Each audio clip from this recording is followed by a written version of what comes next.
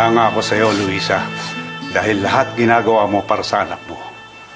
Pero ngayon, hindi mo na kailangan pasanin ang lahat ng nag-iisa.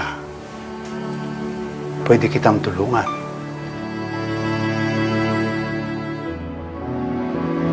Oh, sir, sobra-sobra na po yung tulong na nabigay niyo sa akin. Okay na po yun. I can do more for you, Luisa. I want to give you more. Pakasalan mo ko, Luisa.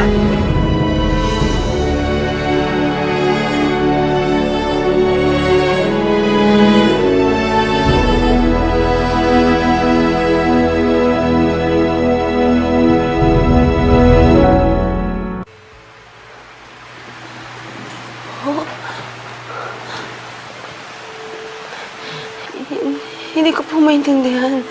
Tama ang dinig mo, Luisa. I'm asking you to marry me. Jared's right. Gusto kita. You're a strong, selfless woman. I like the way you take care of me. And of Ronron. Sir, pero... Kung pakakasalan mo ako, hindi na magiging problema sa iyo ang lahat ng ito. Pwede nating ilipat si Ronron sa isang magandang ospital. I can get the best doctors for him. At ang pera, hindi na problema sa iyo. Sir, hindi po ako ganong klaseng babae. Hindi po ako nababayaran. Luisa, you know, that's not what I meant. Yun po yun eh. Sir, yun po yung sinasabi niyo, di ba? Iniisip po ninyo, natatanggapin ko yung alok niyo dahil kailangan ko ng pera. Kahit na mahirap kami ni Ronron, sir, minsan hindi ko iniisip na ibenta yung sarili ko para sa kapakanan ng anak ko. Luisa, you're taking this the wrong way.